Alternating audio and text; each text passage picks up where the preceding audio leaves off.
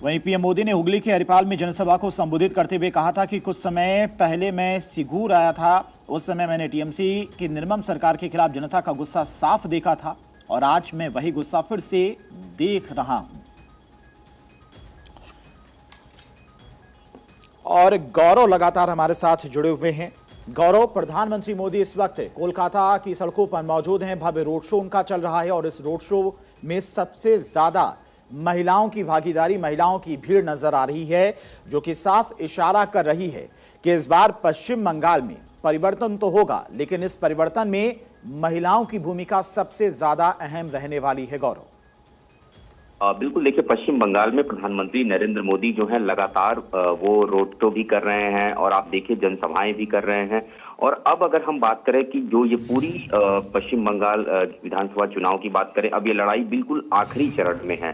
तो जाहिर सी बात है, जिस तरीके से एक पूरा प्रधानमंत्री नरेंद्र मोदी का जो एक शेड्यूल था, आपने देखा होगा पिछले कुछ दिनों से लगातार पश्चिम बंगाल में वो अलग अलग हिस्सों में प्रवास भी कर रहे हैं और अलग अलग संदेश देते भी नजर आ रहे हैं। हाल ही में उन्होंने एक दिन नाव पर भी समय बिताया, वो बैठे वहां पर और वहां पर उस समुदाय से आने वाले मल्लाह जाति के जो लोग हैं उनसे भी उन्होंने वहां मुलाकात किया। ये जो प्रधानमंत्री नरेंद्र मोदी के इस तरीके के जो कार्यक्रम है और लगातार इस तरीके की तस्वीरें आ रही हैं, ये निश्चित तौर पर पश्चिम बंगाल में एक परिवर्तन का एक नया सूरज जो है उगता हुआ नजर आ रहा है। और आप देखिए पहले चरण में जो चुनाव हुआ था उसमें जिस तरीके से जो वोट परसेंटेज पश्चिम बंगाल में हमने देखा, तो जाहिर सी बात है भारतीय जनता पार्टी को लगता है कि एक लंबे समय से जो जमीन भारतीय जनता पार्टी पश्चिम बंगाल में तलाश रही थी, उसका जो रोड मैप है वो पूरी तरीके से बनकर तैयार है। और ये जो उम्मीद है इस बार भारतीय जनता पार्टी को, इस बात इसलिए भी है क्योंकि जिस तरीके से आपने देखा होगा कि लगातार पश्चिम बंगाल में प्रधानमंत्री के चाहे जनसभाएं हो या फिर गृह मंत्री अमित शाह का ही कार्यक्रम हो, उनके रोड शो हो, तो ये जनता के साथ जो जुड़ाव और उस संवाद की जो तस्वीरें निकल करके सामने आई, जाहिर सी बात है इस बार भारतीय जनता पार्टी के लिए शुभ संकेत दे रही हैं। और वही जो कमी है, अब उस कमी को पूरा करते प्रधानमंत्री नरेंद्र मोदी नजर आ रहे हैं कि जो पहले चरण में जिस तरीके से वोटिंग परसेंटेज था, वो कहीं ना कहीं और उत्साह जो है वो भारतीय जनता पार्टी के अंदर भरते हुए नजर आ रहा है। और सिर्फ बीजेपी ही नहीं, बल्कि अगर हम देखें, क्योंकि अंतिम चुनाव प्रचार है ये और इसके बाद आखिरी चरण का जो मतदान होना है वो है, आप देखिए कि खुद ममता बनर्जी भी रोड पर इस वक्त उतर रही हैं, लोगों से मिल रही हैं, कार्यकर्ताओं से मिल रही हैं, पैदल मार्च करते नजर आ रही हैं। इसके अलावा अगर हम बात करें तेजस्वी यादव की, वो भी वहां पर पहुंच के प्रचार कर रहे हैं, राहुल गांधी प्रचार कर रहे हैं। तो निश्चित तौर पे ये आखिरी जो कांटे की टक्कर की लड़ाई है, ये कहीं ना कहीं उसके ठीक पहले की तस्वीरें हैं। और ये जो रोड शो है, इसमें आप तस्वीरें देखिए जिस तरीके से इस पूरे रोड शो में आपको दूर दूर तक जो भीड़ है, लोग हैं, महिलाएं खास करके आप देखिए नजर आ रही हैं। तो ये दर्शाता है कि भारतीय जनता पार्टी क्या संदेश देना चाह रही है। नारी शक्ति वंदन अधिनियम जो बिल था, जब वो लोकसभा में गिरा, उसके बाद से पूरे देश भर में जो महिलाओं की प्रतिक्रिया आई, वो भारतीय जनता पार्टी उस चीज को समझ रही है, उस नब्ज को समझ रही है। और शायद यही जब बदलाव होगा तो उसमें महिलाओं की बड़ी भूमिका पश्चिम बंगाल के चुनाव में देखने को मिलेगी। तो वही तस्वीरें और लगातार जो महिलाएं आपको नजर आ रही हैं, इसके अलावा जो पूरी भीड़ का एक हिस्सा आपको नजर आ रहा है, जाहिर सी बात है एक लंबा रोड शो इसको हम कह सकते हैं। और प्रधानमंत्री नरेंद्र मोदी नहीं, बल्कि गृह मंत्री अमित शाह भी कई रोड शो कर चुके हैं। बीजेपी के जो राष्ट्रीय अध्यक्ष नितिन नवीन, उन्होंने भी पश्चिम बंगाल में कई जनसभाओं को संबोधित किया। तो पूरी जो ताकत झोंकने की बात है, पूरी मशीनरी जो झोंकने की बात है, वो भारतीय जनता पार्टी इस बार पश्चिम बंगाल के चुनाव में ये करते हुए नजर आ रही है। चाहे हम सांसदों की बात करें, आप देखिए कि जो रणनीति बीजेपी ने तैयार की, हर सांसद को 2-2, 3-3 जिलों में लगा दिया। इस स्तर पे इस तरीके की रणनीति तैयार की गई है। पार्टी के प्रवक्ताओं को भी मैदान में उतारा गया है, मंत्रियों को, डिप्टी सीएम हो, मुख्यमंत्री हो, सभी आपको मैदान में नजर आ रहे हैं। तो ये जो तस्वीरें हैं बयां कर रही हैं कि निश्चित तौर पे इस बार भारतीय जनता पार्टी पूरी तरीके से इस मूड में नजर आ रही है कि पश्चिम बंगाल में जो जमीन भारतीय जनता पार्टी तलाश रही थी, वो जमीन कहीं ना कहीं पूरी होते उनको दिखाई दे रही है। गौरव, एक बात और है, फर्स्ट फेज का जो मतदान रहा 152 विधानसभा सीटों का, उन सीटों पर करीब 93% मतदान हुआ है। ये भी एक बड़ा कारण है कि बीजेपी का कॉन्फिडेंस बढ़ा हुआ है, बीजेपी के तमाम कार्यकर्ताओं का कॉन्फिडेंस बढ़ा हुआ है, क्योंकि ये वही सीटें हैं जहां पर बीजेपी का प्रदर्शन हर बार विधानसभा चुनाव में अच्छा रहता है सेकंड फेज की तुलना में। हिंदू बाहुल इलाके हैं और यहां पर बीजेपी की तरफ से जो टारगेट सेट किया गया है 100 से ज्यादा सीटें जीतने का, वो कहीं ना कहीं अचीव करती हुई बीजेपी नजर आ रही है। और यही वजह कि बीजेपी इस बार फुल कॉन्फिडेंस में और कार्यकर्ताओं का भी जोश बढ़ा हुआ है।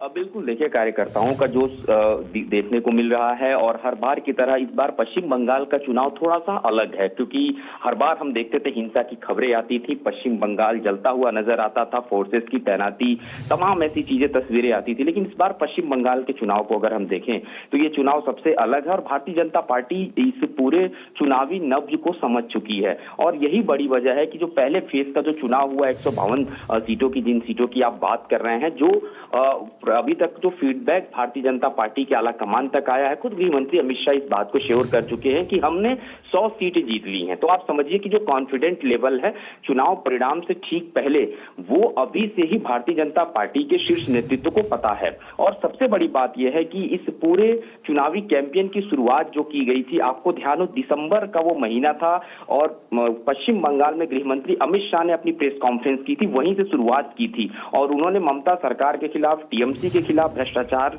से जुड़े मामले पर, घुसपैठ से जुड़े मामले पर हल्ला बोला था। और वही जो शुरुआत हुई उसके बाद से लगातार नेताओं के पहुंचने का क्रम जारी रहा और बीजेपी ने इस पूरे चुनावी पृष्ठभूमि को, इस पूरे रणभूमि को इस तरीके से तैयार किया कि चाहे वो भारतीय जनता पार्टी के सांसद हो या फिर बीजेपी शासित राज्यों के मुख्यमंत्री हो या फिर डिप्टी सीएम हो, सभी को इन चुनाव में हमने देखा। दिल्ली की मुख्यमंत्री रेखा गुप्ता, जो कि दिल्ली में अभी 27 साल बाद बीजेपी की सरकार बनी है, पहली बार वो मुख्यमंत्री बनी है, लेकिन उनको भी हमने पश्चिम बंगाल में रोड शो करते देखा, जनसभा करते देखा।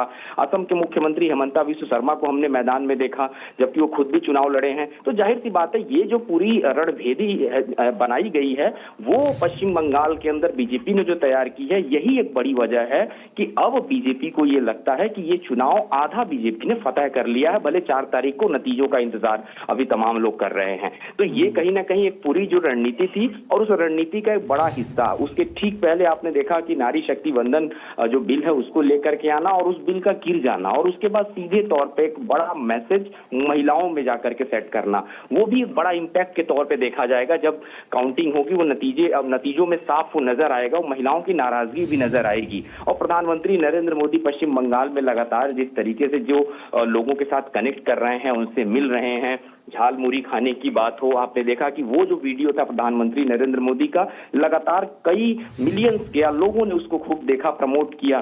तो ये लोकप्रियता है प्रधानमंत्री नरेंद्र मोदी की। और कहीं ना कहीं सबसे ज्यादा अगर मैं बात करूं, बिहार चुनाव में भी प्रधानमंत्री नरेंद्र मोदी ने इतने रोड शो नहीं किए थे जिस तरीके का रोड शो पश्चिम बंगाल में प्लान किया गया, अलग अलग जगहों पर प्लान किया गया और प्रधानमंत्री ने पूरा वहां समय भी दिया।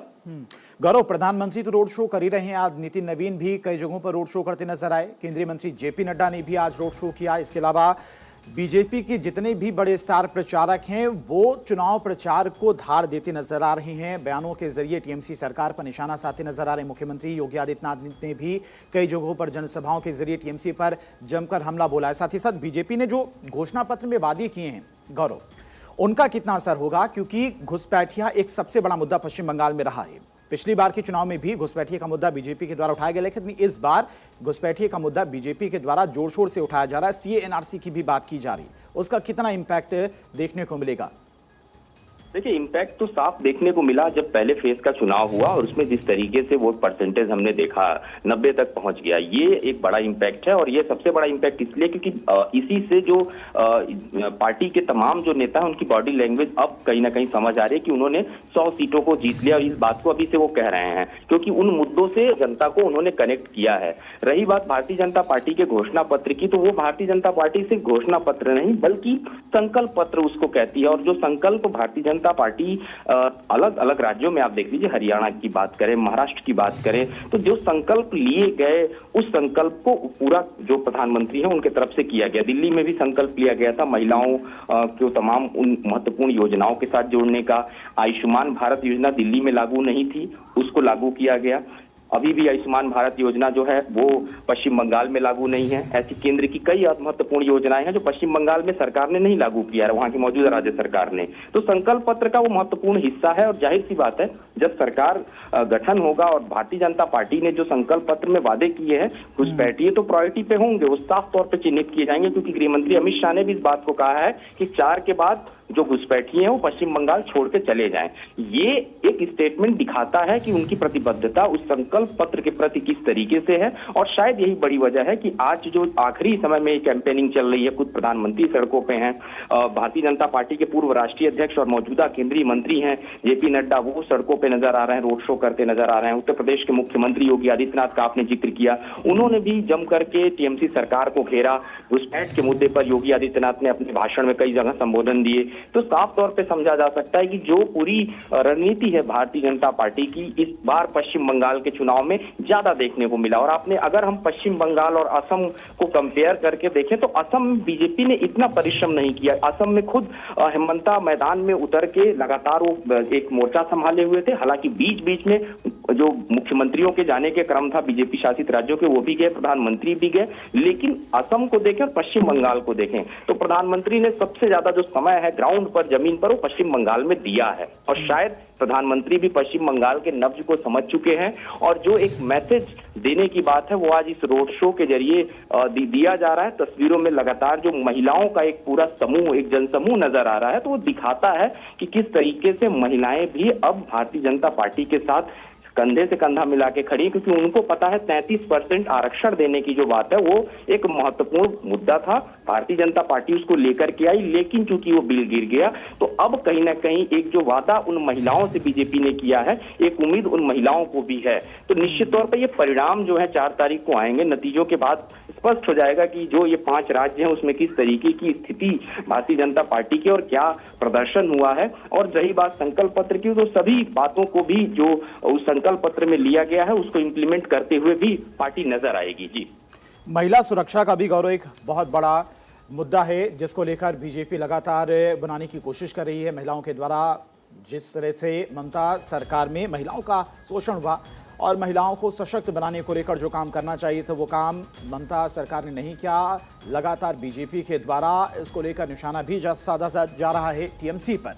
साथ ही साथ जिन इलाकों में अब सेकेंड फेज का मतदान होना 29 अप्रैल को, ये इलाके अधिकतर बॉर्डर से सटे हुए हैं, बांग्लादेश की सीमा से सटे हुए इलाके हैं और इन इलाकों में माना जाता है कि घुसपैठ एक बड़ा मुद्दा है। वहां के लोग खुद भी घुसपैठियों से परेशान हैं। जो स्थानीय लोग हैं वो भी चाहते हैं कि यहां पर घुसपैठियों को बाहर निकाला जाए और इसीलिए बार बार चाहे गृह मंत्री अमित शाह हो, प्रधानमंत्री मोदी हों, उनकी तरफ से इस बात का जिक्र किया जा रहा है कि 4 मई के बाद जो घुसपैठी हैं वो पश्चिम बंगाल छोड़कर निकल जाएं, वरना बीजेपी के सत्ता में आने के बाद इन घुसपैठियों को बाहर खदेड़ा जाएगा, निकाला जाएगा। तो पश्चिम बंगाल में अंतिम चरण के चुनाव प्रचार तेज हो गया है। आज प्रधानमंत्री मोदी ने उत्तर 24 परगना में जनसभा को संबोधित करते हुए टीएमसी पर जमकर निशाना साधा। अपने भाषण में उन्होंने आरोप लगाया कि टीएमसी ने राज्य की माटी को माफिया और घुसपैठियों के हवाले कर दिया और उसकी नीतियों ने मां को रुलाया है। आज जब यहां आया हूं तो अनेक यादें ताजा हो गई है। 4-5 साल पहले मुझे सीमा पार ओराकांडी जाने का सौभाग्य मिला था। वहां मतुआ समुदाय से मिलना आस्था और परंपरा से जुड़ना एक अद्भुत अनुभव था। भारत के प्रधानमंत्री की ये पहली ऐसी यात्रा थी। वहां मंदिर में पूजा अर्चना का भी अवसर मिला था। मुझे याद है कि जब मैं यहां बोरो मां का आशीर्वाद लेने गया था तो उनकी ममता ने मुझे भाव विभोर कर दिया था। ये अपनत्व मैं कभी नहीं भूल सकता। साथियों, आज जीवन के उन अनमोल पलों को मैंने फिर से जिया है। यहां आने से पहले मुझे ठाकुरबाड़ी मंदिर में पूजा अर्चना का अवसर मिला है। मैं श्री श्री हरिचांद ठाकुर, श्री श्री गुरुचांद ठाकुर और गौरव मां को श्रद्धापूर्वक नमन करता हूं। तो लगातार प्रधानमंत्री मोदी टीएमसी पर निशाना साधते नजर आ रहे। साथ ही साथ ये कोलकाता से लाइव तस्वीरें भी आप देख रहे हैं उनके भव्य रोड शो की, जहां पर जनता का अपार समर्थन मिलता हुआ उन्हें नजर आ रहा है। काफी लंबा ये रोड शो, और इस रोड शो के दौरान लोग अपनी छतों पर खड़े होकर प्रधानमंत्री मोदी का स्वागत कर रहे, अभिवादन करते नजर आ रहे हैं। कोलकाता जो कि एक मजबूत किला माना जाता है टीएमसी का, वहां पर बीजेपी को इतना समर्थन मिलना, भव्य रोड शो में इतनी भीड़ जुटना, महिलाओं की भागीदारी दिखना, महिलाओं का नेतृत्व दिखना, ये साफ बताता है कि इस बार पश्चिम बंगाल के सिरे से परिवर्तन के लिए तैयार है। और बीजेपी ने कितनी अच्छी पकड़ इस वक्त पश्चिम बंगाल में बना रखी है, हर एक बूथ लेवल तक। और जिस तरह से फर्स्ट फेज में मतदान का प्रतिशत रहा, उसके बाद बीजेपी के तमाम जो कार्यकर्ता हैं उनका जोश और बढ़ा हुआ है।